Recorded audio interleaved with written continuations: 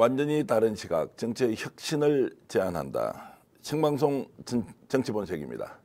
자, 오늘도 저와 함께 세 사람이 함께 정치본색 MB 사면의 검은 그림자를 얘기하겠습니다. 저는 정치평론가 정계환입니다. 소개를 조금 하시죠. 예. 네, 윤기찬 변호사입니다. 네, 안녕하세요. 박진영입니다. 본론으로 바로 들어가겠습니다. 오늘 이제 저희들 정치본색에서 다루는 주제가 MB 사면의 검은 그림자인데요. 뭐 잘 아시겠지만 최근 며칠 사이 MB 사면이 이제 본격적으로 거론되고 있습니다. 권성동 원내대표가 먼저 이제 그 시발탄을 쏘았고 청와대에서 뭐 하루는 뭐 그럴 수 있겠느냐 했다가 대통령이 갑자기 그 나이 드신 분 20년 이상 감옥에 또 살리게 할 수도 없는 것 아니냐라는 얘기하면서 이제 본격적으로 수면 위에 올랐습니다. 어떻게 보셨습니까? 글쎄요, 뭐 검은 그림자까지는 아닌 것 같은데요. 대통령이 사면권이 있고 또 전직 대통령이 박근혜 대통령이 사면이 된 상황에서 이명박 전 대통령에 대한 사면 이야기가 뭐 나오는 것도 당연하다고 봅니다.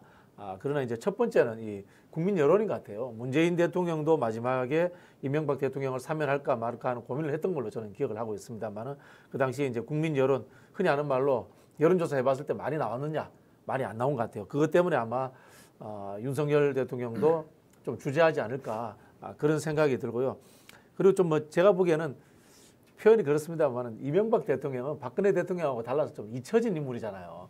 그래서 사면의 정치적 효용이 좀 떨어지지 않나 그런 생각이 듭니다. 그건 뭐냐면은 박근혜 대통령은 아직도 이 맹렬한 핵심 지지층, 열성 지지층을 가지고 있는데 이명박 대통령을 사면한다고 했을 때 흔히 하는 말로 윤석열 정부의 덕이 정치적으로 이득이 된다 또는 정치적으로 뭐 마이너스가 된다 이런 보통 저는 계산이 안 서기 때문에 딱히 꼭 어느 시점에 해야 된다 이런 결론을 내리기가 쉽지 않을 거다 뭐 그렇게 보여지네요. 정치 효능감이 이제 상당히 떨어지는데 왜 이렇게 청와대에서 집권 초기에 한 달 만에 MB 사면을 들고 나오느냐 이제 이런 부분은 분명히 어떤 배후가 있을 수도 있다. 윤석열 대통령이 실제로 MB 사면에 대해 적극적인 관심을 가지고 추진하겠다는 본인의 의지가 있느냐 이런 부분에 대해서는 조금 이견이 있는 것 같습니다. 글쎄 뭐 저는 배우라는 단어가 좀 어울리지 않는 것 같고요. 사면이라는 게 각 정치 세력이나 그다음에 정치 기반별로 주장돼 왔던 게 사실인데 이게 MB 사면의 경우에는 문희상 전 의장도 주장했었어요, 사실. 그리고 선거운동 기간에 이 야당에서도 여당에서도 유불리에 따라서 또 주장하기도 하고 또 강운 차이가 있었던 것이지 이게 마치 뭐 쭉 보니까 이제 이 현 윤석열 대통령의 출범을 도와줬던 세력들과 연계돼서 뭐 이렇게 이런 시각도 있을 수 있는데 일단 사면 문제는 대통령의 헌법적 권한이고 이것을 어떻게 쓰는지는 대통령의 고유한 판단이 아닌가라는 생각이 좀 들고요. 문재인 대통령의 경우에도 사실 이 두 분, 그러니까 박근혜 대통령과 이명박 대통령에 대한 사면에 대해서 고민을 많이 하셨거든요. 그런데 그 고민의 기준을 국민의 여론 형성, 뭐 여론의 숙성 이 정도로 좀 밀어놨던 것이기 때문에 그것이 정권 출범 이후에 갑작스럽게 조성됐다. 이렇게 보기에는 저는 조금 무리한 해석이라고 생각합니다. 예고가 됐다고 하더라도 이제 청와대 내에서 아무래도 MB 사면에 대한 그 청와대 참모진의 강한 의지가 있으니 대통령에게 이제 건의를 하고 대통령도 이제 첫날은 반응이 아니 그거 지금 논할 때냐 이렇게 얘기했는데 하루 만에 어쨌든 대통령이 이제 생각이 좀 바뀐 것 같습니다. 그거는 그렇게 보지 않아요. 왜냐하면 첫날 대통령이 언급한 부분은 그 당시에 형 집행정지 신청을 했었거든요. 그러니까 형 집행정지라는 것이 이명박 전 대통령이 수용 생활을 감당하기 어려운 건강 상태다. 이것이 집행정지 신청이 인용이 되면 그럼 이제 수용 생활이 어렵다. 그럼 사면에 대한 국민 여론이 형성이 된단 말이에요. 그래서 지금은 대통령이 언급할 단계가 아니다라는 것은 아마 형 집행정지의 인용 여부를 보고 나서 결정하는 게 어떻겠냐라는 생각이 있었던 것 같아요. 예컨대 검찰총장이나 수원지검장이 이제 사면 품신을 한단 말이에요. 그러면 법무장관의 사면심사위원회를 열어서 대통령한테 결정사항을 넘기는 건데 그 전에 대통령이 사면이 타당하다 그러면 사면심사위원회 이게 유명무실화되는 거 아니겠어요? 그러니까 아마 그런 프로세스에 대한 대통령의 인지이지 이것이 그 이후에 사면에 대해 생각이 없었는데 뒤에 바뀌었다. 저는 이렇게 보지 않습니다. 저도 그 부분에는 동의하는 게요. 사면과 형집행정지는 굉장히 다르다라는 생각이 드는 게 윤석열 대통령이 언급했던 건강도 안 좋은 분이 고령이신데 이 이야기는 형집행정지로 충분한 이야기인 거고요. 사면이라는 이야기는 정치적 합의가 돼야 되는 측면이 분명히 존재합니다. 물론 뭐 대통령의 고유의 권한이긴 하지만은 사회적 합의가 없는 상황에서 사면까지 하는 것은 쉽지 않다. 뭐 그렇게 보여지고요.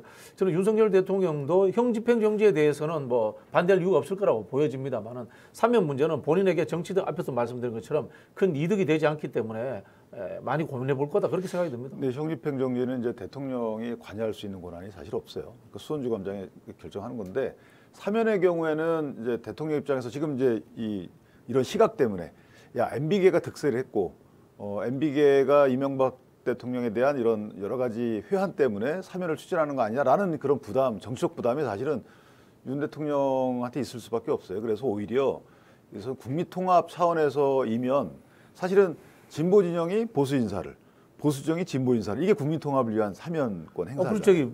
진보 진영에서 박근혜 대통령 사면에 대해서 뒷말 크게 없잖아요. 그러니까. 네. 그러니까 그런 차원에서 보면 국민통합을 위한 사면권이라는 이 단어가 MB계가 득세해서 MB를 사면한다. 그러면 국민적 공감대가 적겠죠. 그래서 아마 그런 식의 사면권 추진보다는 대통령은 또 다른 고민을 하고 있을 것이다. 저는 그렇게 생각합니다. 일단 이제 대통령의 고유 권한으로서 사면권이 있다는 문제, 그다음에 국민 통합으로서 또 반대 진영에 있는 사람을 사면해 줄 수 있는 거 아니냐, 이제 이 문제 두 가지 주제는 좀 뒤로 이제 제쳐놓고요. 실제 이제 지금 윤석열 정부가 출범하고 나서 청와대를 사실상 MB계가 장악했다. 그리고 권성동 원내대표나 장제원은 이제 그 당선자 비서실장, 이제 의원으로 돌아가지 않았습니까? 그기가 다 선진국민연대 출신이고, 또 배후에는 박영준 전 차관이 있다. 예전에 이제 왕 차관이라고 이제 이름을 널리 알렸지 않습니까?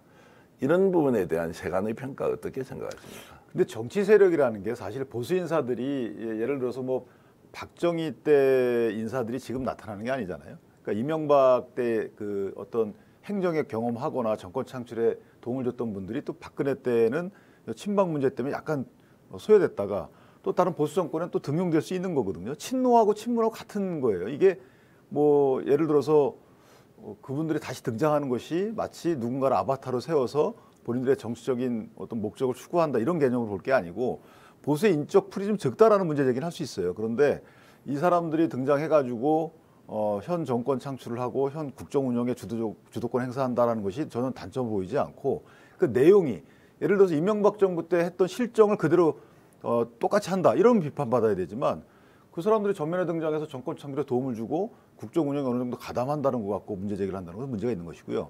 그렇게 따지면 노무현 정부 시절에 있었던 인사들이 전면적으로 문재인 정부 때 등장하는 것도 문제 삼는 거예요. 삼아야 되는 거지. 저는 이제 그런 식의 문제 제기는 맞지 않고 예컨대 이제 이 사람들이 이 정권 창출 이후에 어떤 역할을 어떻게 국민을 위해서 잘 하느냐, 그리고 어떻게 변화됐느냐, 그리고 그 사람들의 역량을 리더인 대통령께서 어떻게 잘 이끌고 가느냐, 뭐 이런 데 오히려 더 초점이 있지 않을까라는 생각을 해요. 근데 원론적으로 이제 동의를 하지만 지금 계속 이제 나오는 이야기가 박영준 전 차관에 대한 얘기가 나오고 있어요. 실제로 이제 인수위가 한창 진행될 때 제가 이제 어디면 경복궁 옆으로 가서 삼청동에서 식사를 하고 이럴 때 실제로 대통령한테 이제 대통령 당선인이죠.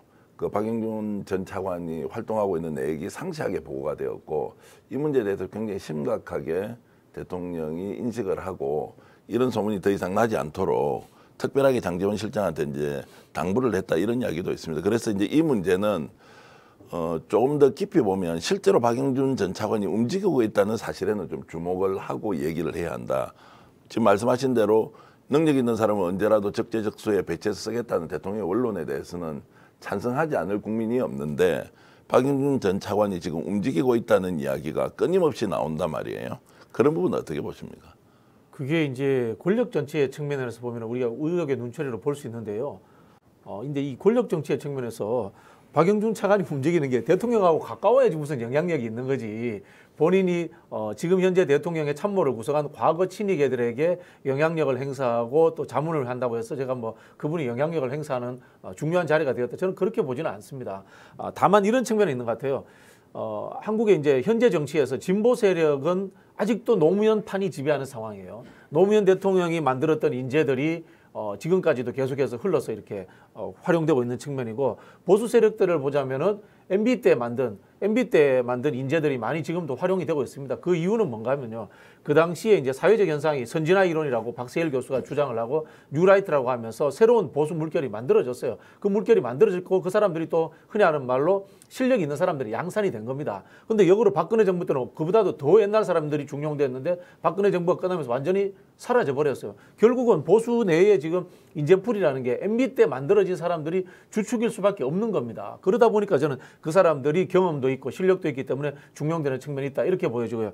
다만 제가 보기에 윤석열 정부에서는 검찰과 과거 이제 고위공직자 출신, 기재부 출신이나 이런 분들을 신주주로 만들고자 하는 저는 의욕적인 하나의 그 기획이 있는 것 같아요. 이런 분들과 그 다음에 정치권과 이 범진제 여권에 오랫동안 포진했던 친이계들 간의 갈등의 문제라든가 또는 뭐 내부에 앞으로 이니셔티브를 잡기 위한 하나의 경쟁 관계 이런 것들은 형성되지 않을까 싶고요. 그런 측면에서 박영준 장관을 누군가가 의도적으로 꺼내지 않았는가라는 하나의 그런 의혹도 저는 있을 수 있다고 봅니다. 그리고 저는 이 박영준 씨 얘기를 비중 있게 듣지를 않았는데 지금 저도 이제 동의를 하는 부분이 오히려 현 정부에서는 관료 그룹과 관료 출신 그룹과 정치인 출신 그룹 간의 헤게모니 싸움이 있을 수 있어요.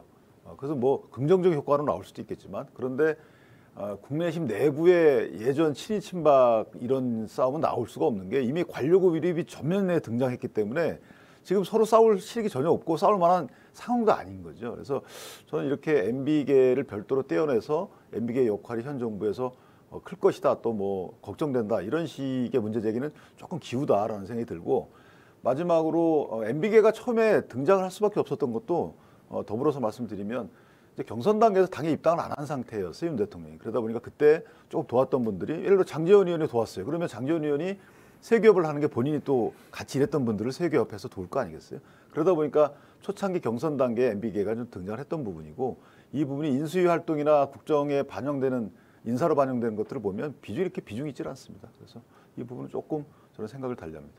지금 이제 윤석열 대통령이 이명박 전 대통령 사면할 걸로는 보시는 거죠? 저는 사면할 걸로 봐요. 이게 이제 아까 국민통합의 개념을 제가 진영 대 진영으로 얘기를 했는데 또 다른 관점 하나가 뭐냐면 이게 이제 정치보복 관점이 있어요. 그러니까 저는 MB에 대해서 정치보복이라고 생각을 하진 않아요. MB 재판에 대해서. 그런데 MB 쪽 분들은 그렇게 생각한단 말이죠. 이게 생각이 문제인 거예요. 사실이 문제가 아니고 그렇게 여긴다는 게 문제인데 그러다 보니까 예컨대 뭐 한명숙 전 총리 경우도 정치보복이라 그러잖아요. 그분도 대법원에서 막히 확정 판결이 났는데도 불구하고 사과도 안 했어요. 그런데 사면해달라고 하면서 정치보복이라고 얘기하잖아요. 그걸 우리가 탓하는 분도 있지만 한편 그쪽 분들 입장에서 보면 당했다고 하는 거죠. 그러니까 이런 생각들을 전제로 해서 보면 그런 정치보복을 당했다는 이런 생각들을 기준으로 사면을 하게 되면 국민통합에 오는 기여를 하는 거죠. 그런 측면에서 보면 장기적으로 아마 사면 쪽으로 가지 않을까. 그러면은 형집행정지 선, 후 사면 이렇게 가지 않을까 싶어요. 그 8월 15일로 보시는 거죠? 광복절 사면이라고 이제 얘기까지 나온 걸로 보면 시기는 뭐 조정될 수 있겠죠. 예컨대 뭐 국민의 여론이 이건 불가하다라고 강한 여론이 반등하거나 또는 정치권에서 새로운 사면과 관련된 이슈가 제기되면 조금 늦어질 수는 있겠죠. 근데 법률가신데 조금 전에 이제 그 국민들이 정치 보복을 당했을 수 있다라고 하는 이제 인식 그것 때문에 이제 그 전임 대통령을 사면해야 된다. 이제 사실 이명박 대통령과 이제 박근혜 대통령을 보면 실제로 이제 그 뭐 죄목이라고 해야 됩니까? 아니면 그 뭐 결국 이제 그 선고를 받았던 이런 이제 최종적인 그 이제 범죄 사실 같은 걸 보면 완전히 구성이 다르거든요. 다르죠. 완전 달라. 그러니까 박근혜 전 대통령의 경우에는 사실 본인이 뭐 어떤 금전을 얻거나 그러니까 경제공동체란 개념으로 최순실하고 엮었던 거죠. 그래서 법리상 유죄인 거예요. 따지고 보면 물질의 흐름이 있지는 않아요. 그런데 이명박 대통령의 경우에는 이제 다스가 누구 거냐부터 시작이 돼야 되겠지만 어쨌든 제목이나 법리를 보면 거기엔 돈의 흐름이 있죠. 그러니까 약간 다른데 문제는 뭐냐면 조국 전 장관의 경우에도 우리는 분명히 법리상 문제가 없어요. 그런데 이분이 주장하는 건 뭐냐면 왜 그렇게 탈탈 털었냐잖아요. 왜 이렇게 탈탈 털었냐. 그러니까 왜 수사를 그렇게 심하게 했냐. 그러니까 이명박 전 대통령의 경우도 왜 이렇게 수사를 심하게 했냐. 심지어는 중간에 추가 기소가 됐거든요. 그러니까 이런 식의 사고방식이 있을 수 있는 거예요. 이게 옳다 그르다를 떠나서. 그래서 이게 이제 각 진영에 따라서 보는 시각이 다르긴 한데 결국은 각 진영의 입장에서 보면 이런 불만도 있을 수 있고 이렇게 볼 수도 있기 때문에 그런 것들을 전반적으로 법률적으로 따지지 않고 정치적으로 통합 차원에서 만약 대통령이 아 그래 너네 시각도 인정하고 우리 시각도 인정하니까 내가 이거 사면할게라고 하면 그게 통합의 관점의 사면일 수가 있다. 뭐 이런 취지의 말씀드리는 거예요. 윤석열 대통령 본인에게 별로 도움이 안 될 것 같은데 지금 느낌상 그렇습니다. 아니 그 정치적 갈등만 오히려 더 만들어내겠죠. 그러니까요. 물론 이제 이 야권 인사에 대해서도 사면 이야기가 같이 나온다면은 야권에서는 받아들이는 느낌은 좀 다를 수 있을 겁니다. 근데 이제 야권이 가지고 있는 박근혜 대통령과 이명박 대통령에 대한 감정적 차이가 분명하게 다르게 존재합니다. 박근혜 대통령은 탄핵을 당했기 때문에 전 국민적으로 이분을 이제 뭐 나가라고 한 거예요. 근데 이명박 대통령 같은 경우는 말씀하신 것처럼 이 경제사범에 해당되는 측면들이 있는 거고요. 법률적으로. 그리고 감정적 측면에서 노무현 대통령과의 악연의 문제가 있기 때문에 야권이 받아들이는 느낌은 굉장히 안 좋게 받아들이고 있습니다. 지금 진행되는 이제 상황으로 보면 8월 15일 이제 사면을 할 것이다라고 이제 그것도 뭐 집권 여당에서 이제 나오는 이야기니까 저는 시나리오 각본대로 움직이고 있다 이렇게 보는데 한편으로는 윤석열 대통령이 선택하기 쉽지 않을 거다. 특히 정권 초기에 허니문 시즌이 좀 지나면서 점점점 국정에 대한 국민들의 기대치가 조금씩 줄어들고 있는 게 여론조사상으로도 나오는데 이 이야기를 갑자기 불쑥 올려버리니까 저는 윤석열 대통령 감당하기 어려울 수 있다 이렇게 좀 보는데요. 그래서 제가 이제 앞에서 말씀드린 것처럼 윤석열 대통령이나 지금 현재 측근을 형성하고 있는 이 관료 출신들, 뭐 정확하게 검찰 출신들이 봤을 때는 이게 국민의힘 내부에 권력 투쟁의 씨앗이 될 수도 있다 이렇게 오해할 수도 있습니다. 근데 이제 MB 사면은 이제 몇 가지 측면이 좀 있어요. 그러니까 박근혜 전 대통령의 경우에는 탄핵 연이어서 이제 수사를 받고 그런 이제 영화의 몸이 됐던 것이고 문재인 대통령께서 이제 사면을 하셨고. 근데 MB의 경우에는 또 어쨌든 전직 대통령, 그러니까 박근혜 전 대통령 그 전 대통령인데 이게 또 형사처벌된다 보니까 마치 파헤쳤다 이런 또 의미가 있단 말이에요. 그리고 말씀하신 것처럼 노무현 전 대통령과의 그 악연 문제가 또 단초가 되지 않았느냐 이런 정치적 의심이 있는 거고 또 하나는 그 윤석열 현 대통령의 총장 시절에 또 있었던 일들이란 말이에요. 그러니까 이게 복잡해진 거죠. 본인이 이렇게 제3자 관점에서 보는 그런 이 사법적 처분들이 아니었어요. 그러다 보니까 본인이 당사자격일 수도 있어서 그런 차원에서도 아마 고민하지 않을까라는 생각이. 그러니까 대통령에게 이제 압박을 좀 뭐 넣는다는 표현이 좀 거칠긴 하지만 대통령이 어쨌든 그런 선택을 해주길 바라는 사람 쪽에서 보면 분명히 윤석열 대통령이 에게 도움이 되지 않는데 MB 사면은 왜 MB 사면 문제를 가지고 윤 대통령을 압박하는 것처럼 보이느냐? 아니 압박하는 것처럼 좀 전혀 안 보는데요. 그래요? 예, 왜냐하면 사면이라는 것은 이전에도 보면 그 이낙연 전 총리 경우도 사면 주장했었잖아요. 그러니까 네. 각기 본인이 처한 정치적인 입장에서 사면 주장을 하는 거예요. 정치적인 주장을 하는 것이고 그 사면을 결정할 수 있는 권한은 대통령이 갖고 있는 것인데 예를 들어서 문재인 전 대통령께 이낙연 전 총리가 압박한 건가요? 그렇지 않잖아요. 그러니까 각기 입장에서 주장을 하는 것이고 그 대통령께서 안 받아들이셔가지고 정치적인 입장이 이재명 전 지사 쪽으로 좀 쏠렸잖아요. 우리가 그렇게 평가를 했잖아요.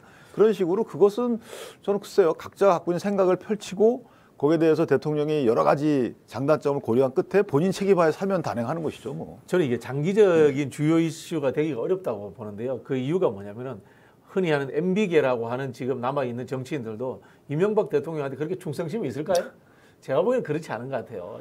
특히 이제 MB계가 형성되는 과정들, 그리고 또 이명박 대통령이 정권을 운영하면서 만사형통이라 그래서 형을 중심으로 해서 운영되었던 측면들, 몇몇 분들의 중심으로 운영되었기 때문에 범 MB계라고 하는 분들이 저는 이명박 대통령의 사면을 위해서 신실세들, 이 윤석열 대통령을 둘러싸고 있는 이 검찰 관료 출신들 이런 분들과 마찰을 빚어가면서까지 그것을 정치적으로 저는 관철시키려고 하지는 않을 것이다. 아니 이 그런 생각이 들어요. MB를 빼면요 이게 친윤계예요. 예. 그러니까 친윤계가 윤석열 정부의 성공을 위해서 또 본인들의 성공을 위해서 향후에 이분들은 정치적인 앞으로 행로가 있는 분들이고 윤석열 대통령은 이 정부의 성공을 위한 거면 되는 것이고 그런 상황에서 MB를 위해서 무리하게 사면을 압박한다라는 개념은 저는 현 정치 상황에 맞지 않는. 두 분 말씀을 종합하면 이제 결국 이렇게 서둘러서 또는 대통령이 직접 나서서 MB 사면을 지금 거론할 때가 아닌데 왜 거론됐느냐고 하니 결국 정치적 부채의식을 가지고 있는 누군가가 또는 필요성에 의해서 어쨌든 MB도 사면을 하고 그 이후에 정치적으로 뭐 야당과 뭐 합의 또는 약간의 묵계 양해를 통해서 뭐 다른 사람도 같이 사면해주자 이제 이렇게 가는 움직임이 있을 것 같아서 대통령이 고유 권한은 권한이라고 하더라도 좀 충분히 따져볼 만한 것 아니냐라는 생각을 했던 겁니다. 원래 이제 8.15 3.1절 같은 이 명절이 다가오면요 의뢰의 사면이 있을 거라고 생각하고 여야 원내대표가 만나요. 원내대표가 이제 이런 거는 보통 이제 밥 한 그릇 하면서 합니다. 소주 한잔 하면서 아 이번에 좀 사면할까요? 그러면 아 뭐 합시다. 이래 되면 그럼 뭐 명단 한번 내보세요. 뭐 이런저런 조율을 합니다. 조율들 하고요. 그리고 이게 좀 정치적으로 비중이 있는 사람들이 포함될 것 같은 경우에는 대통령이 여야 대표를 불러요. 불러서 이제 영수회담 비슷하게 한번 하면서 그거 이제 우리 흔히 말하는 말로 쪽지 주고받는다 그러거든요. 앞에서는 정치적 사안들, 정책적 사안들에 대해서 합의라든가 이런 논쟁들을 하고 끝나고 나면은 이제 쪽지 주고 명단 주세요, 뭐 받고 뭐 이런 식으로 보통 이루어지는 상황인데 제가 봤을 때는 아직은 그런 상황까지는 안 온 것 같아요. 아니 근데 이게 아마 예전에 한명숙 전 총리 복권할 때 한참 사면 막 하다가 사면 못하고 복권했잖아요, 마지막에. 네, 예. 그거는 정치적인 부채의식이라고 일부 비판이 있었죠. 근데 그런 시각이 여기까지 이어질지 저는 글쎄요, 아직까지는 그런 단초가 나오지 않아가지고. 네. 엊그제 이제 한 방송을 보니까 이재호 전 의원께서 나와서 윤석열 대통령이 MB 사면하면 여론이 뭐 별로 안 좋아질 것 같은데 어떤 입장이십니까? 이렇게 질문을 하니 대답이 이렇더라고요. 아니 지난 대선에서 이미 윤석열 후보가 대선 공약으로 MB 사면하겠다고 했는데 그거 지금 이제 실행하겠다는 건데 왜 그렇게 시비를 많이 거냐 이렇게 하더라고요. 공약에 집어넣었기 때문에 또는 뭐 공약이 국민들에게 어쨌든 이미 하겠다는 의지를 밝힌 것이기 때문에 사면해도 된다. 사면을 공약으로 냈었던 적은 없는 뭐 공약은 없어요. 아니고 네. 어쨌든 이제 대선 과정에서 MB 공언을 사면을 했죠. 언급을 네, 했죠. 네. 예, 언급을 했죠. 근데 그거는 사면이라는 것은 사실은 본인의 소신이라고 보기가 어려워요. 왜냐하면 사면은 대통령이 저는 하루에도 여러 번 생각이 바뀔 수 있다고 봐요. 이걸 꼭 해야 된다라는 개념보다는 이거를 하는 것이 전체적으로 본인의 정치적 입지는 떠난 거죠. 대통령이 됐으니까. 그러면 그렇다고 국민의힘의 정치적인 상황도 떠나야 되는 거고요. 만약 현안이 있어가지고 이 사면권을 매개로 해가지고 뭘 하겠다 이런 개념도 아니란 말이에요. 그러면 사면하는 것이 과연 진짜 국가 통합에 또는 국가 앞으로 이 형성에 도움이 될 것인가 이 정도 따져본다고 봅니다. 그런데 그 생각이 그때그때 달라질 수 있다고 봐요. 어떤 분이 얘기할 때는 그래 저게 맞을 수도 있는 거고 또 어떤 분이 얘기할 때는 달라질 수 있는 것이고 이런 것이지 대통령 생각 확고한데 이것을 어떻게 한번 형식적으로 아닌 척하고 뭐 외피를 씌우고 추진하다가 또 이렇게 되도록 이러지는 않는다고 봐요. 저는 개인적으로. 그래서 이재호 의원님 말씀은 본인의 생각이신 거고 대통령의 생각은 최근에 도어 스태핑에서 얘기했던 것처럼 그 정도 생각이 맞지 않을까 생각돼요. 제가 돌발 질문 하나 드리겠습니다. 본인이 지금 윤석열 대통령 위치에서 네. 대통령이다. 사면합니까 안 합니까? 저는 사면 안 합니다. 아 그렇습니까? 네. 아직은 안 해요. 아직은 왜냐하면 지금 이제 건강 상태가 상당히 안 좋으신 것도 맞아요. 근데 형 집행정지가 있잖아요. 그러니까 저는 개인적으로 그 형 집행정지를 통해서 어느 정도 이 제도적 보완을 하고 그 다음에 조금 국민적 공감대를 더 얻은 이후에 그 다음에 하는 거죠. 만약에 형 집행정지가 없으면 고민할 것 같아요. 그런데 형 집행정지에 대해서 아마 제 추측컨대는 수원지검장이 내줄 정도의 건강 악화가 돼 있는 상태시거든요. 그렇다 그러면 형 집행정지를 먼저 하고 나서 조금 추이를 보고 사면 여부를 조금 고민하겠다. 저 같으면. 어떻게 본인 생각은 어떻습니까? 사면합니까 안 합니까? 저는 절대 안 하죠. 예, 왜 절대 안 합니까? 말씀드린 것처럼 오히려 국민 갈등의 씨앗이 될 수 있고요. 박근혜 대통령하고 달라서 표현하자면은 이 경제사범에 해당되는 분이기 때문에 저는 이 국민적 통합과도 좀 거리가 있다 그런 생각이 듭니다. 네. 그러면 뭐 주제를 좀 바꿔가지고 대통령이 이제 고유 권한으로 사면권을 행사한다. 뭐 여기에 대해서 국민들이 반대는 할 수 있지만 그 자체를 막을 수는 없지 않습니까? 그 만약에 MB를 사면해야 된다면 어떤 전제 조건을 좀 충족하는 것이 사면에 대한 국민적 공감대가 형성될까? 사면은 전제 조건이 없어요. 사면은 이제 항상 우리가 얘기하는 거는 반성해라, 사과해라 이렇게 얘기하잖아요. 근데 그거는 서로 그 입장별로 달라요. 한명숙 전 총리 제가 자꾸 말씀드리는데 그게 하나의 또 전형적인 얘기이기 때문에 그래요. 한명숙 전 총리의 경우에도 본인이 죄 인정하지 않았어요. 끝까지 무고하다고 하셨고 사과 한마디 안 하셨단 말이에요. 그럼에도 복권했어요. 그러니까 사면이 이코로 복권과 같은 개념이기 때문에 그거에 대해서 지금 지나고 그때는 비판적 시각이 있었지만 지나고 나서 뭐라고 안 하잖아요. 그러니까 사면이라는 것은 사과를 전제로 하거나 본인 추징금을 완납을 전제로 하거나 벌금 완납을 전제로 하는 건 아니기 때문에 그것은 대통령의 결단이다. 전제가 있다면 국민의 극심한 반대가 없어야 된다. 이 정도겠죠. 대통령 입장에서 보면. 그 이제 이명박 전 대통령의 경우에는 추징금을 완납을 했어요. 그리고 벌금도 130억 원 중에 일부 좀 냈고 그런 상황입니다. 이 사법적 상황은.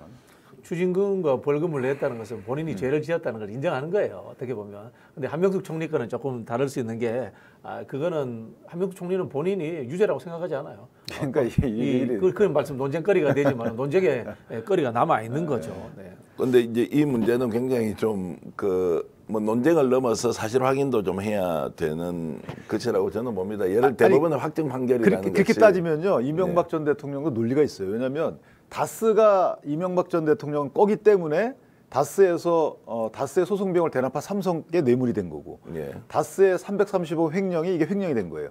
근데 다스게 만약에 이명박 전 대통령 거가 아니라면 이건 다 깨지는 거예요. 그러니까 이명박 전 대통령도 그런 생각 갖고 있는 거죠. 예를 들어서 다스의 출자금이 누구 거냐? 이명박 전 대통령한테 나가지 않았어요. 돈의 흐름은. 두 번째, 다스의 주주구조를 보면 이상은 회장이 대주주였다면 47%가 그리고 권영미 씨라고 처남 처가 뭐 20몇 프로, 청계재단인가 거기가 한 5% 될 거래요. 그러니까 국가가 이제 몰라패키지 국가가 14% 돼요.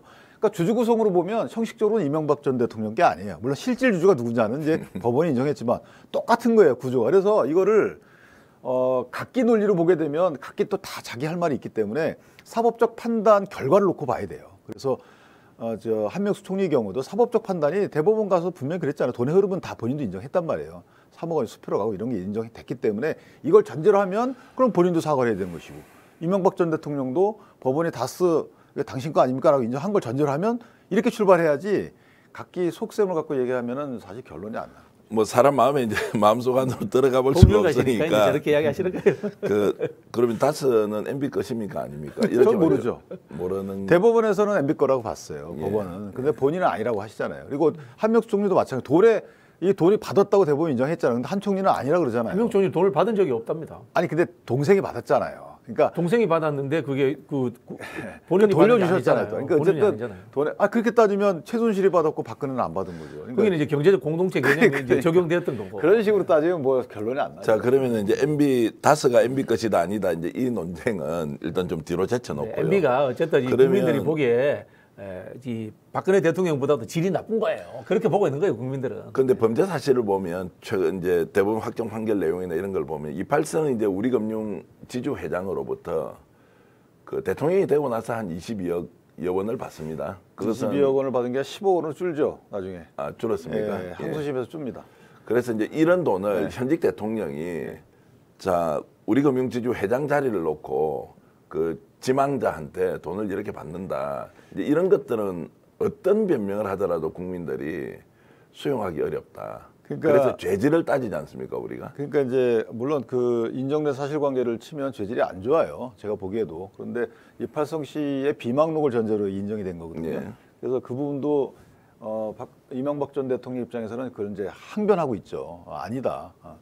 근데 어쨌든 비망록이라는 게 있고 비망록에 적혀 있는 걸 근거로 해서 이걸 증거능력 인정해서 한 건데 당사자는 또 아니라고 하니까 만약에 그게 인정이 됐다 그러면 그건 죄질이 안 좋은 거예요. 그러니까 제가 거듭 말씀드리잖아요.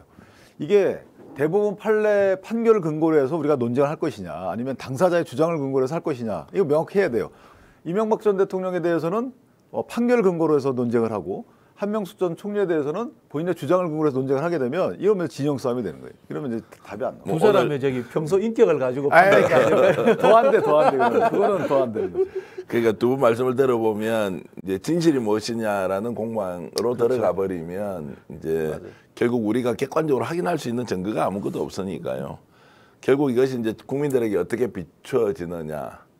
조금 전에 말씀하신 대로 이제 MB에 대해서 당사자의 주장은 그렇지 않다라는 전제로 왜 다수 국민들은 그렇게 보지 않을 것이냐. 근데 이제 우리가 어쨌든 사법부라는 분쟁 해결 기구의 결론을 믿어야 되는 거죠. 그거는 본인의 속마음에서 정말 억울해도 어쩔 수 없어요. 그걸 전제로 해서 우리가 논쟁을 하고 제도 개선을 하고 뭐 벌을 주고 뭐 하고 이렇게 할 수밖에 없는 거기 때문에 근데 이거를 이제 인정 안 하게 되면 모든 게 정치 영역이고 모든 게 진영 영역이고 모든 게 싸움의 영역으로 가요. 결론이 안 나죠. 그렇게 되면 국가 발전에 뭐 지대한 흠결이 발생하는 거라서 그런 차원에서 보면 사실은 이제 MB에 대한 이 죄목은 챙피한 부분이 없지 않아 있어요. 대통령의 직위에 비춰보면. 근데 그 상당 부분은 대통령 이전에 범한 게 있는 것이고요. 또는 대통령 이후에 범한 게 있는 거란 말이에요. 뭐 걸쳐 있는 것도 있습니다. 그래서 뭐 국민의 입장에서 보면 상당히 좀 안 좋은 모습을 보인 건 맞아요. 원론적으로 보면 국민들이 이제 사면에 동의하고 여론이 한 50% 정도를 뭐 넘어서면 뭐 사면할 수 있다고 저도 생각을 하는데요. 또 대통령의 고유 권한으로서 행사하겠다는데 뭐 국민이 발목을 잡고 못하게 한다는 것도 저는 또 과도하다는 생각이 드는데 지금 현재 국민들의 여론이 바뀔 가능성이 높지가 않다는 거예요. 아까 이제 말씀하셨듯이 지금 현재는 저 사면이 좀 이르다고 하셨는데 그러면 그것이 어느 정도 성숙되는 분위기가 되기 위한 조건들이 있을 거 아닙니까? 되기 위한 조건이 없어요. 사면이라는 것은 대통령의 결단이에요. 대통령이 본인이 고려하는 요소가 있는 거죠.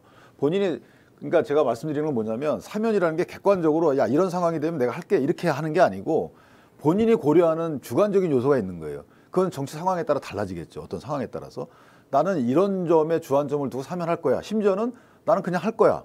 어차피 대통령의 헌법적 권한이고 거기에 따른 정치적인 책임 본인이 지는 거라서 그래서 본인이 얘기를 하지 않는 한 그것이 어떤 요소가 어떻게 반영이 될지는 저희는 알 수가 없는 것이고 아까 하나 제가 공평함을 위해서 하나 더 말씀드리면 한명숙 총리의 경우에도 사실은 죄질이 안 좋은 거예요. 돈을 받았잖아요. 그게 정치자금이든 뭐든 뇌물이든 정치자금 똑같은 거예요. 사실은 남의 돈 받은 거니까. 그런 차원에서 보면 제 명이 중요한 게 아니고 남의 돈을 내가 받았냐 뭐 내 동생이 받았냐 뭐 경제 공동체냐 이걸 다 떠나서 남의 돈을 받은 거는 안 좋은 거죠.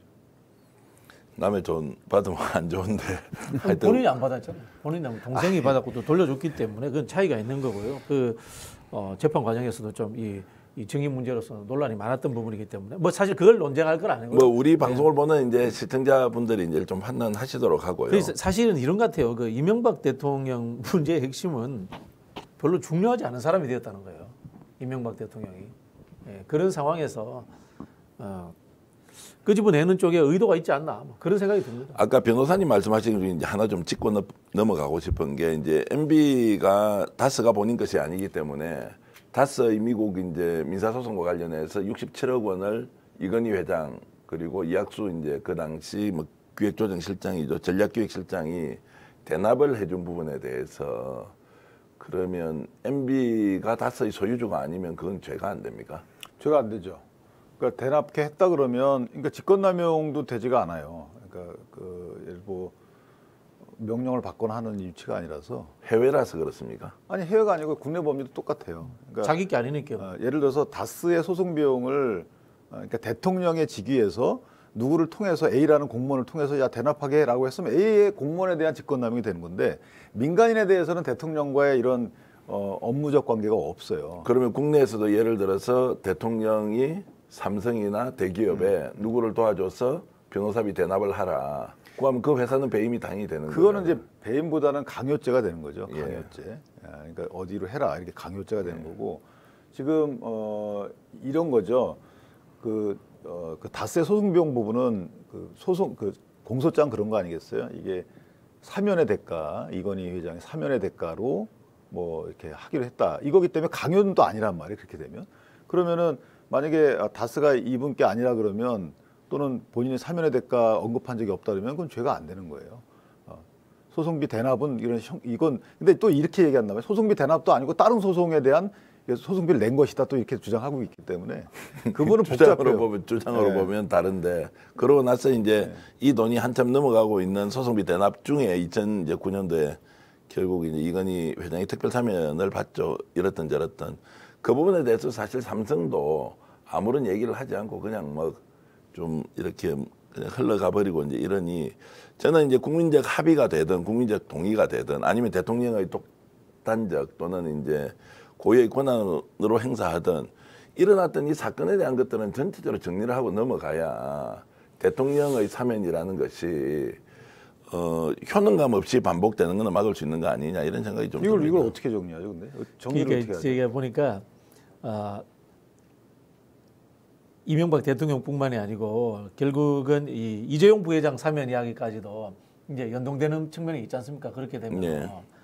그런 부분인데 글쎄요, 이게 저는 좀 다르게 접근을 해보자면은 이명박 대통령보다는 차라리 이재용 부회장 사면해 주는 데에 윤석열 대통령은 더 관심이 많지 않을까 그런 생각이 듭니다. 네. 이재용 부회장 사면은 이제 그 기업 활동이 측면이 그렇죠. 외국도 자주 다녀야 되고 하니까 법무부에서 뭐. 이 취업 허가도 해야 되는 것이고 집행유예 받게 되면 네. 그리고 외국 출장 갈 때도 법무부에서 제한이 있잖아요. 이러다 보니까 좀 편하게 하라는 차원에서 이거 국가 경제 발전에서 하는 것이 특정인에게 특혜를 베푼다는 개념이 아니고 그건 삼성하고 전혀 상관이 없는 것이고 그다음에 이 사면과 관련된 이 죄가 있어요. 이게 죄가 해가지고 처벌 다 받았단 말이에요.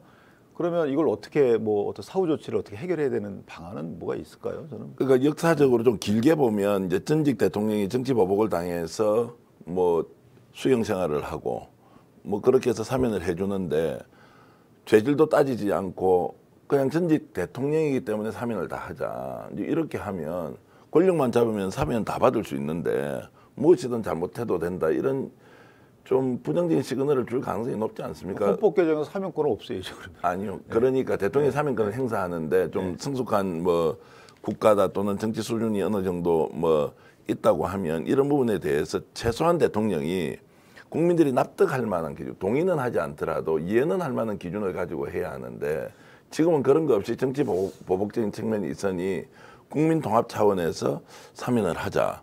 이런 것들이 좀 와닿지 않는다는 거예요. 저는 그 부분에서 우리 변호사님이나 사회자와는 조금 다른 생각을 갖고 있는데 결국은 이거는 여론에 의존할 수밖에 없다라는 생각이 듭니다. 왜냐하면 이게 헌법에 의해서 대통령이 가지는 권한이 있고 그다음에 이 왜 가지게 되냐면은 대통령이 국가 원수이기 때문에 가지는 거예요. 행정부 수반이면은 가지지 않는 거거든요. 이거는 그 행정부 수반이라고 했을 때는 우리가 이야기했던 기존의 법률 체계 우선에 대해서 하나씩 기준을 정할 수 있는데 국가 원수로서 가지는 거기 때문에 저는 그런 부분에서 이거는 대통령의 결국은 마음먹기 따라 다른 거예요. 근데 그 마음먹기 따라 다른 것을 기준으로 정하자고 뭐 그거 어떻게 정하겠어요? 결국은 이거는 여론의 동향을 잃는 대통령의 느낌에 의존할 수밖에 없는 것이 저는 현실이다. 그런 생각이 들어요. 사면을 하고 그 사면한 것에 대한 국민적 평가 이게 정치적 부담이든 정치적 평가가 되는 거죠. 아니면 정치적 자산이든 이거는 본인이 감내하는 거죠. 그게 사면권의 본질이기 때문에 절차적 제한은 있을 수 있어요. 사면 심사위원을 하고 이런 절차적 제한이 있을 수 있어도 사면의 내용적 기준을 법에 정해놓는다. 그것도 또 안 맞는 것 같아요. 그렇죠. 지금 이 사면권이라는 게 흔히 대한민국 대통령제에 대해서 비판하는 제왕적 대통령제의 산물인 거거든요. 법률을 넘어서는 생사 여탈권을 가진다. 이거 뭡니까? 과거에 군주잖아요. 그렇기 때문에 이제 제왕적 대통령제라고 하는 건데 이거는 이제 개헌적 차원이라든가 이런 것이 되지 않는 상황에서 저는 지금의 사면권을 제한한다는가 이런 것도 뭐 크게 좋은 건 아니라고 봅니다. 왜냐하면요, 때로는 이 국민정서법이 법치보다 더 앞서가기도 하더라고요. 근데 현행 헌법하에서도 뭐 내용 제한을 할 수 있긴 있어요. 이게 헌법에 보면 그 법률에 따라서 사면권을 갖는다 이렇게 돼 있기 때문에 법률에 내용적 제한을 할 수가 있긴 하지만 사면권 본질하고 약간 안 맞다 이런 생각이 드는 거죠. 그러니까 이게 우리가 지금 대통령이 무한정 권력 행사를 한다, 사면권 행사를 한다 이렇게 얘기를 하고 있지만 실제 그렇지 않은 것이 많은 걸 고려하겠죠. 대통령도 이걸 했을 때 나한테 어떤 부담이 있고 이게 어떤 뭐 정치적인 자산으로 오고 뭐 부채로 오고 이런 것들을 다 생각하지 않겠습니까? 그 우리가 이제 토론의 좀 의미를 더하기 위해서 그냥 국민 통합 얘기 잠깐 하겠습니다. 이번에 이제 권성동 원내대표가 나와서 국민 통합 차원에서 MB 사면해야 된다라고 이렇게 이제 먼저 일성을 뭐 날렸습니다.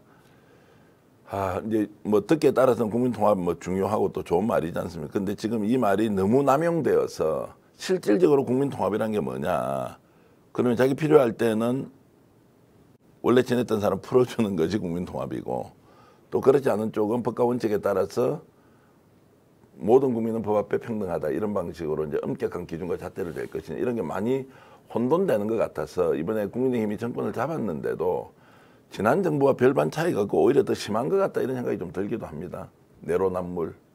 어떤 측면에서 그러시죠? 그러니까 나와서 이제 MB 사면 같은 문제 얘기할 때 국민통합 이야기하고 그래서 뭐 또 법과 원칙 이야기하고 엊그저께 이제 산자부 장관 그 구속영장 청구하고 여야 간에 내놓는 거 보면 그게 이제 고유의 통치 행위냐 아니냐, 산자부 장관이 그 원전 경제성과 관련된 부분의 평가를 어느 정도 개입했느냐 아니냐, 뭐 늘 이야기하는 거지만 직권남용이나 또 그 직무 유기와 같은 이런 것들에 대한 기준과 평가가 항상 논란이었는데 이번에는 또 정반대로 그 검찰에서 수사하는데 왜 방해하느냐 이렇게 이제 바로 여당에서 얘기를 합니다. 이게 국민통합이라는 권성동 원내대표가 한 말은 저도 정확히 모르겠어요, 이 부분은. 그래서 제가 방송에 나가서도 그랬거든요. 이게 국민통합의 관점으로 보려면 보수 인사, 보수 정권이 진보, 그 진보 정권이 보수, 이게 가장 큰 국민통합의 기준인데, 그렇죠. 네. 이 부분은 제가 그래서 생각을 해봤기 때문에 아까 그런 말씀 드린 거예요. 아, 이런 의미도 있겠구나, 이분이 얘기할 때. 그래서 보완 설명 드린 거고, 배군규 전 장관의 경우에는 그 원전하고 관련 없어요. 이번 건은 그 산자부에서 산하단체에 대해서 임원들 나가라 말라 이런 블랙리스트 문제이기 때문에 그분은 이미 환경부 블랙리스트가 확정 파견이 났기 때문에 이 부분은 명확한 거예요. 결국 이분이 가담했느냐 여부만 따지면 되는 것인데 뭐 담당 국장 등이 가담했다라고 하니까 뭐 검찰 입장에서 영장 안 칠 수 없었던 것 같고 이게 내로남불의 영역은 아닌 것이고 또 하나는 이 검찰의 수사를 보고 내로남불이라고 하게 되면 이거 참 답이 없어요. 그건 그때 검찰 니네가 왜 부실 수사하느냐 이렇게 비판을 해야지 정부에 따라서 검찰의 수사가 되고 안 되고 우리가 평가하기 시작하면 좀 문제가 있는 것이고 그러니까 내로남불이라는 것은 예를 들어서 뭐 정치 영역 또는 행정 영역 여기서 주로 따져야 되는 게 아닌가라는 생각을 합니다. 저는 이제 블랙리스트 문제나 이런 부분들에 대해서 뭐 죄가 있으면 당연히 이제 벌을 받아야 되지만은 이 법치라는 이름으로 이 한국 사회가 경찰국가, 통제국가로 흘러가는 경향들이 지금 드러나고 있다. 이런 부분에 대해서 우려는 있습니다. 예를 들어서 그 이야기를 한번 들어볼게요. 이명박 대통령이 되기 전에 다스의 소유 문제, 그다음 그 당시 BBK 문제는 있었단 말이에요. 그걸 그 당시 대통령이 또 노무현 대통령이 몰랐을까요? 알았을 겁니다. 알았음에서도 불구하고 그 당시에 유력한 야권의 대권 주자였기 때문에 거기에 대해서 수사를 하지 않았을 수도 있어요. 저는 그렇게 생각을 합니다. 그게 왜냐하면 지금보다는 20년 전에 시대 상황이었거든요. 시대 상황이었는데 그게 지금 와가지고 파헤쳐져가지고 이제 흔히 하는 말로 이제 징벌을 받은 겁니다. 또 넘어와가지고 블랙리스트 문제도 마찬가지입니다.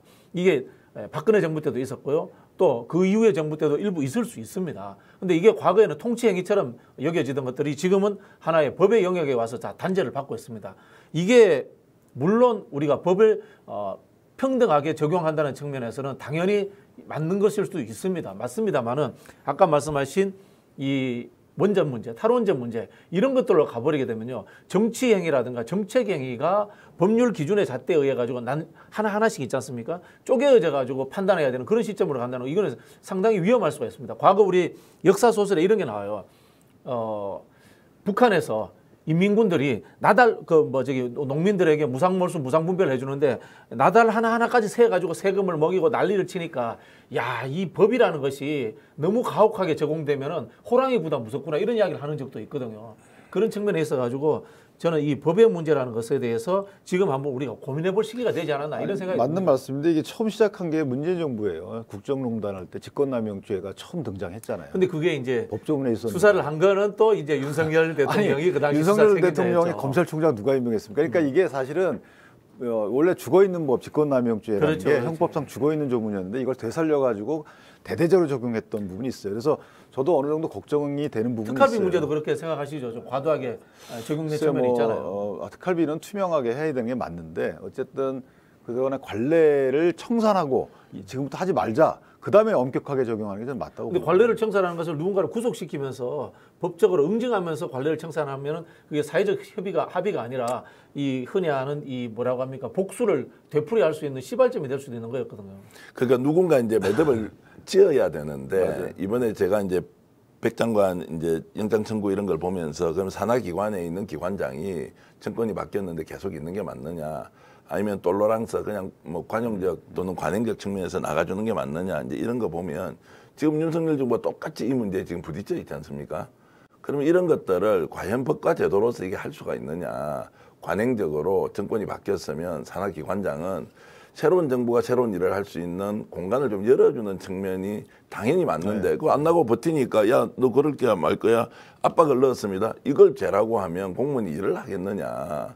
이런 문제가 현실적으로 나오는 겁니다. 옛날 문체부 블랙리스트하고 똑같은 거죠. 문체부에서도 공무원 그 누구죠? 그 이름 그분 해가지고 처벌받은 거잖아요. 그러니까 누군가 똑같이. 끊어야 하는데 그런 면에서 네. 지금 국민의힘이나 또는 윤석열 정부가 이건 이제 완전히 매듭을 지어서 근데 이런 게 있어요. 물론 저는 이해를 했어요. 그런데 법 적용에 있어서는 또 안 할 수는 없는 거예요. 뭐 그런 부분도 예, 있죠. 안 하면 이게 직무유기 되는 거거든요. 그러니까 이게 모르겠어요. 이미 드러난 거. 이게 지금 어떻게 된 거냐면요. 산업부 블랙리스트하고 환경부 블랙리스트하고 똑같이 수사가 된 거예요. 그런데 그때 주진우 부장이 환경부 블랙리스트 먼저 한 거예요. 이게 벅차니까. 그래서 이걸 해가지고 2019년도에 기소가 됐고 유죄 판결이 났단 말이에요. 근데 이걸 안 했어요.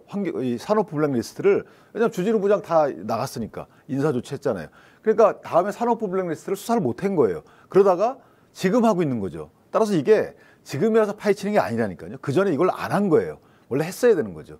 이거는 팩트입니다. 그래서 이 부분을 정치적인 목적이나 정치적 시각으로 보는 건 좀 문제가 있고, 다만 이게 과하다, 이제는 어느 정도 정리해야 된다, 이런 시각엔 동의하지만 이것을 묻을 수는 없는 거죠.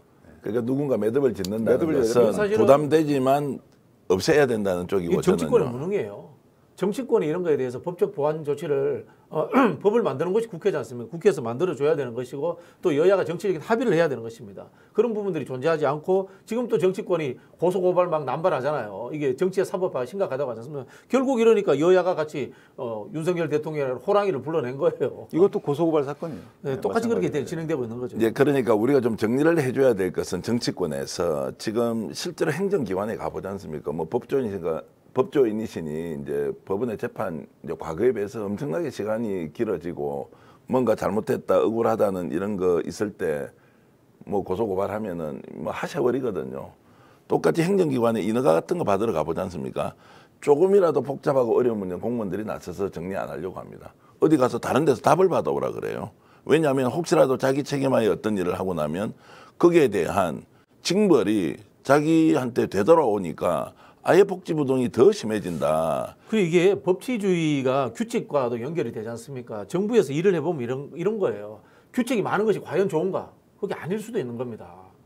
이제는 규칙을 해소하고 흔히 하는 말로 집단지성과 창조성이 실현되는 시대로 바뀔 수도 있는 거예요. 우리 사회가 그만큼 발전했잖아요. 그죠 규제고 어쨌든 규제나 규칙이나 다 이게 비슷한 이제 개념인 어려운 거죠, 부분이긴 한데요. 사실은 이게 공무원들한테 재량을 주는 것이 맞느냐? 그럼 재량이 또 이게 또 약간 편향적으로 사용되기도 하고, 어떤 분은 공무원한테 재량을 주지 말고 딱딱딱 요건을 정해주자 이런 분도 있는데, 저도 뭐 지금 그 평론가님 말씀에 일단 공감을 해요. 그런데 공무원들이 이제 그만큼 이 국민들을 위해서 본인들이 서비스한다는 자세가 돼 있어야 돼요. 규제기관이라고 생각을 하고 있기 때문에 그런 부분이 이제 인식 전환이 먼저 돼야 되겠다라는 생각은 합니다. 참 어려운 문제지만 풀지 않으면 또 대한민국이 한 발 더 앞으로 나갈 수도 없다. 지금 뭐 정권이 이제 이렇게 뭐 교체가 되면서 이런 문제가 다시 수면 위에 오르는데 똑같은 일의 반복. 그래서 전 정부에서 좀 개선해야 될 점, 이 정부에서도 여전히 개선하고 있지 못하다. 이런 생각이 들어서 그거를 전 정부에서는 이렇기 때문에 현 정부도 어쩔 수 없는 거 아니냐. 이런 것들은 또 국정 운영의 책임을 무한 책임을 지는 윤석열 정부로서는 또 마땅치는 않다 이런 생각은 좀 그것도 듭니다. 내로남불이에요. 그것도 내로남불이고 역사를 발전시키지 않겠다는 뜻이죠. 그렇게 비판하고 집권했으면 그걸 바꿔야 되잖아요. 그러니까 전반적으로 윤석열 정부가 좀 국민들의 신망을 얻고 가기가 어려운 여러 가지 이제 국가적 구조, 여건, 또 대외 환경 이런 것들이 있는데 이런 문제조차도 좀 이렇게 프로페셔널답게 좀 처리를 못하는 것 같아서 오늘 아침에 뭐 국민의힘 대변인이 나와서 하는 이야기 보니까 검찰이 법과 원칙에 따라서 수사하는 것까지 야당이 간섭하면 어떻게 하느냐 이 말을 듣고는 얘가 좀 뜨악했습니다. 자, 마지막으로 질문 하나 드리겠습니다. 이러나 저러나 대통령이 사면을 할 것이다 라고 하는데 이제 두 분께 공의 질문 드리겠습니다. 8월 15일로 지정해서 대통령이 이명박 전 대통령 사면할 것이다. OX 한 말씀 해주시죠. 저는 안 할 거라고 봅니다. 8월 15일 사면합니까? 저는 의미는 없다고 봅니다. 의미가 없다. 네, 언제 하는지에 대한 의미가 없다고. 의미가 없다. 뭐 저도 저희 의견을 말씀드리면 8월 15일 사면은 없다. 아마 이제 국민적 동의나 합의가 매우 어려울 것이기 때문에 이걸 밀고 가다가는 역풍 때문에 사회적 갈등이 훨씬 더 심해질 수 있다 이런 생각을 이제 합니다. 자, 오늘 첫날 두 분 나오셔서 고맙습니다. 완전히 다른 시각, 정치의 혁신을 말하는 생방송 정치 본색이었습니다. 두 분 고맙습니다. 예, 감사합니다.